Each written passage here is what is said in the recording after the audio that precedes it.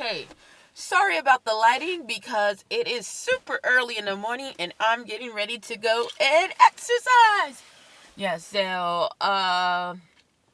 I had to go to another location because the location that I was going to, a lot of the equipment malfunctioned.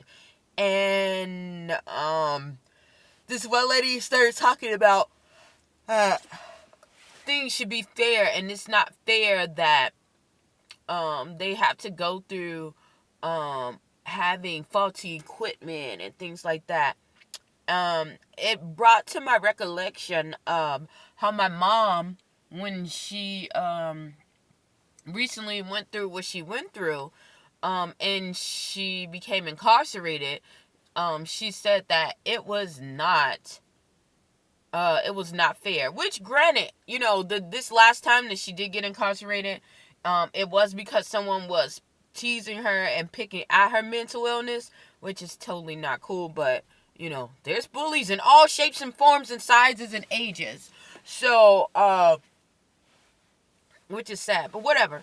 So, I had to chuckle and laugh, and I'm like, and she's like, I'm a Christian and I believe in this and it should be fair. And I'm like, who told you that lie? Like, nothing in life has to do with fair. Everything that we go through, in life proves to us that life is not fair. You're not gonna always, get the best outcome, because you did the right thing. If that was the case, there wouldn't be people locked up in judicial court systems. There wouldn't be innocent people behind bars. There wouldn't be dead innocent people. There would not be crooks that are, being very prosperous, and the people who, are being honest and with integrity. A lot of them, well, not a lot of them, but there are some that are barely making it, day to day, and what people fail to realize, I told her, and she got so mad at me that I'm so glad that things are not fair, and she's like, well, I don't have the money or the resources to go, all the way out to the other side of town just to get, my workout in. I don't have that luxury. And I'm like, okay, granted, that's true. But what do you have? What do you have that you can, are you going to get upset? That's not fair for someone else to have someone else feel bad about that either, I'm like, if you really want to exercise, you would go outside and run. And she's like, it's too cold. I'm like, well, you don't want it bad enough, I remember when I first got here into this area, I could not afford to go to locations or anything to go and exercise. I had to use the resources that I had, which was my feet outside. I would do push-ups and pull-ups on bridges. I would do, I knew I needed that, so I would make a way. But I would, and I told her, like, because of that, I got stronger. When we have these CrossFit things and people are going around and they're looking at me, they're like, sometimes they're looking all weird, but that training got me stronger. And, God never tells us about things being fair. He tells us we're going to have trials and tribulations. Some of us are going to be tortured for his name's sake, like, that's what's going to happen, but the good thing is that he is just, meaning that whatever you do, it's not going unnoticed. Whatever you do, God has created this world that whatever you do, it will come back to you. Though what you sow, you shall reap. Now, you might not be able to be the inheritor of reaping it during your season or your generations, but whatever your seeds, whatever you left, those seeds, that harvest is left for your inheritance, for the generation that comes after you. So, yeah, I had to tell her, like, I don't want to be fair. I'm so glad that things are not fair. I'm grateful and I'm more ecstatic about things being just. And she looked at me like crazy, like, until I started explaining it, and she's like, finally, like, oh, okay, well, it's still not fair. She just wants to, some people just want to hear what they want to hear. Yes, upsetting, but what are you going to do about it? Yeah. So I just wanted to come up on here and talk about that. Um, yeah, of course, things are not right, and it's never going to be right if we take it by the physical ways, and try to make things right. It's going to always fail, because a lot of these systems and a lot of these things that were in place of to make things right were created through something that was not physical. If I can say that. The things, and I know that sounds crazy, but the people who want to hear and the people who need to hear will hear. Um, I'm going to say that again. Some of the systems that we have that are put in place, and this is not just in the States, this is around the world. A lot of those things that are put in place were not created physically. So if we take it through a carnal mind space and try to fix it carnally before going to the spiritual, it's not gonna work. It's not gonna work. Um, just like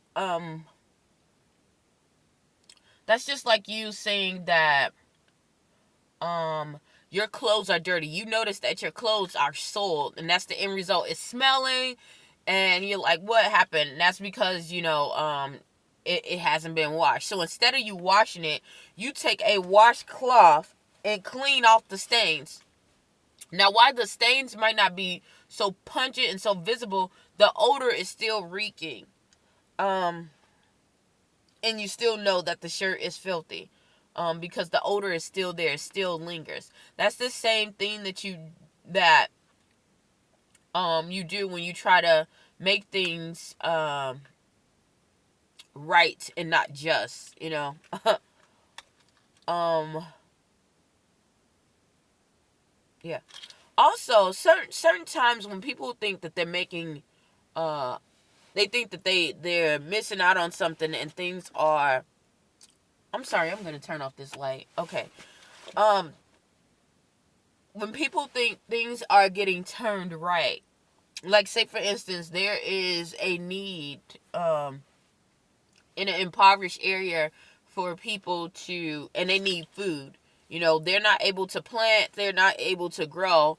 So what someone comes up as, they say, okay, well, we need a food bank. We need a pantry where we have all these people, all these farmers donate, and then we disperse the food. Now, while that might sound great, and people are getting the food, um, it's still, even though it covered a need, it is taking away something else. So these people are no longer relying on themselves to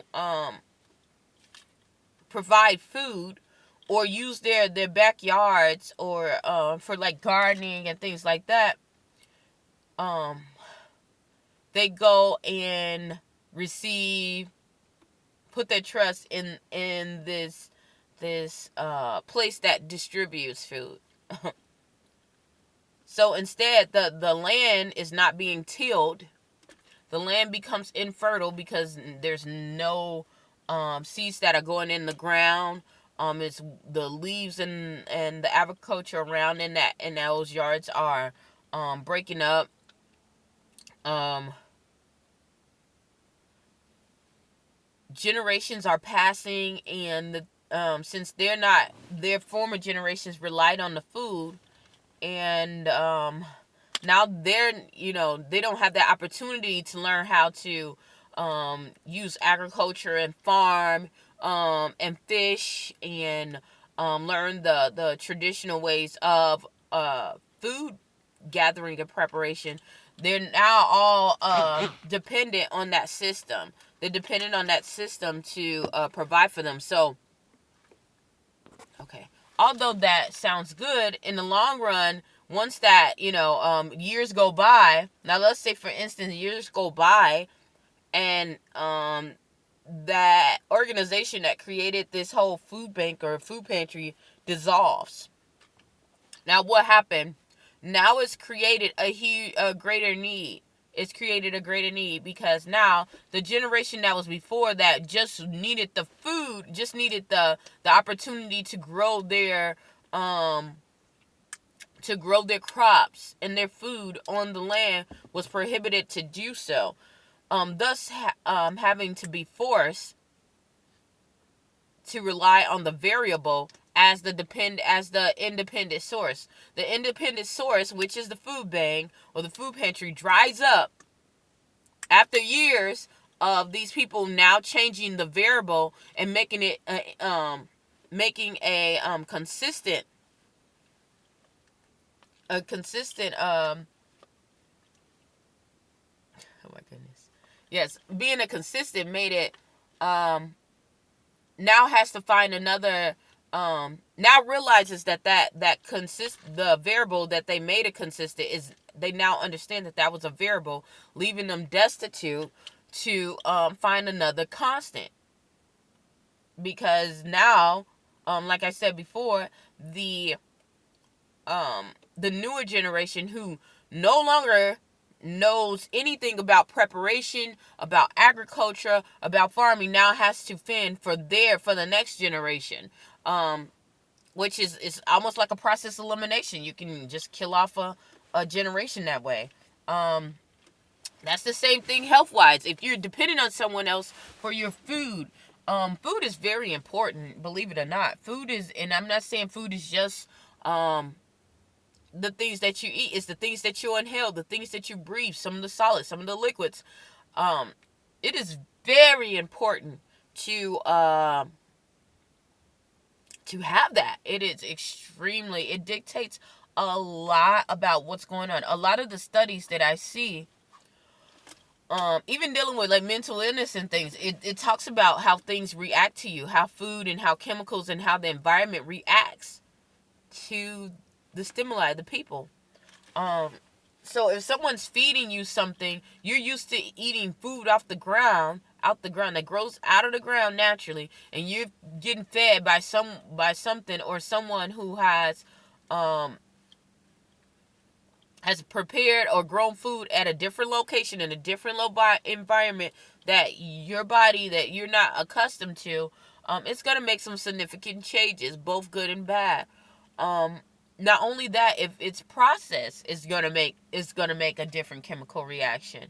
You know, our bodies are already composed of organic, so crazy, of organic chemicals. So when you put something that is foreign, that is not naturally composed, meaning from the ground, naturally from the ground up, without extra additives and chemicals, it makes another reaction. So and I know people are like, why did she go off on this whole tangent of just and about the just and being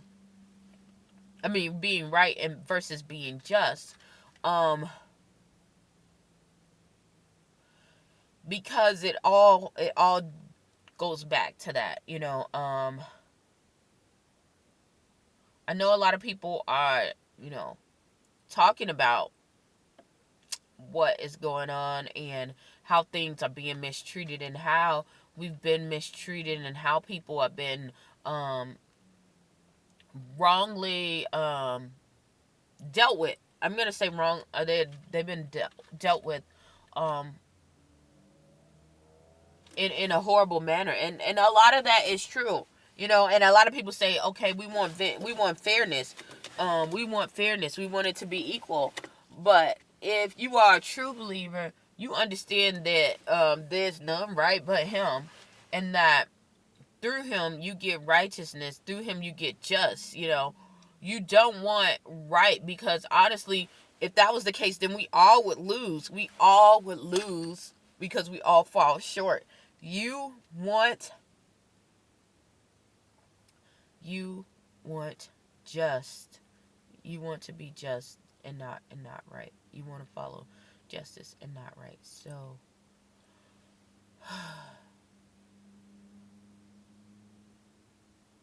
yeah, I'm gonna get off here. I wanted to talk about being just, dealing with your belief system. That's another thing.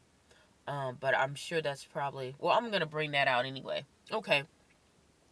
So there is this one lady, and she's really a nice person. I believe she's a very nice person. But we do not have the same belief system. Does not mean I don't like her. Does not mean I think that she should die or something like that. No. But what I do know is that what you believe in dictates how you're going to react to me, how are you going to respond to me. So, and if you really believe in your belief system, then you're going to follow through on it. You're going to have to trust what it says. My belief system is believing in the Father. So I believe that, even though I might be attacked or things might not be going my way, if I move and act righteously, eventually I will get vindicated, and he has to come and save me and protect me when I am in his divine will. Now, when I'm out of it, he has no he doesn't have to, but still he tells you, even in his word, like, if you make your bed in hell, I will be with you in the midst. Like he told you that. Like, if you mess up, he will still be with you. He doesn't leave you nor forsake you. So if you believe that, like, that's what you want. Because honestly, who is just so perfect that somebody is required to be around them all the time? Like, none of us. So but because the God that I serve is just, I know that he doesn't let